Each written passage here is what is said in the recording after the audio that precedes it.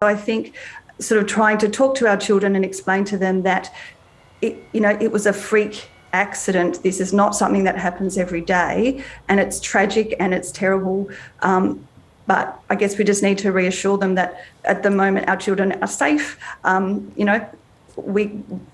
adults, we're looking after them, and we can feel sad, we can feel angry, but it is sort of a tragic accident that we can't really explain at the moment. I suppose just having that conversation as a starting point can help people to try and, make some sense of it personally as to, what it might mean for them. But in terms of the situation, understandably, completely distressing for those directly affected, but it's going to affect the community as a whole, isn't it? Oh, certainly. I think Tasmania as a state and Devonport as a community, we're all such a sort of a tight-knit community. There's sort of very little degree of separation between anyone, and we rally together. We, as parents, as community members, as children, we want to sort of show our support. And there's an initial impact and a terrible kind of trauma immediately, but this might sort of have a far-reaching impact as the weeks and months go by.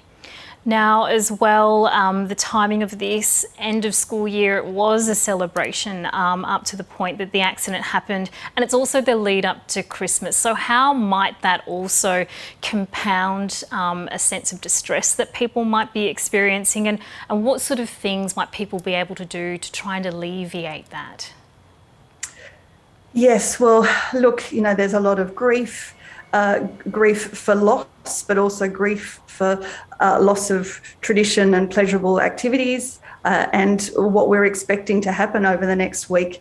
And I guess having some time to sit with that and to realise that what we might be feeling at the moment is very normal. But I think at the same time, we also possibly, no offence, maybe need to limit the media exposure that our children are receiving. We may need to kind of schedule in some, I guess, more kind of pleasurable or more structured or routine activities if we sort of are noticing that our children are not coping particularly well at the moment. Really good advice there. And what sort of help is available for people who are wanting to access something?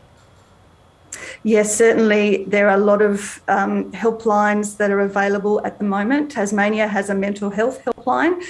That's a 1-800 number, I think. But there's also the traditional Lifeline, Kids Helpline, Kids Beyond Blue. And certainly I'm sure the school community within Devonport would be reaching out to all the students and staff at this time.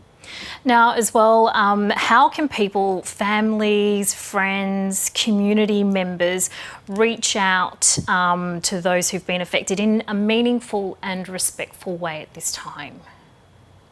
Look, I think that's certainly very important, and it helps us as people with the healing process if we can, find some positivity, show some kindness and empathy at this time. And it might be, if we're talking about children, it might be drawing a card or writing a letter. Certainly, I know there's a GoFundMe page at the moment, which is phenomenal and just shows the incredible generosity of Tasmanians and Australians.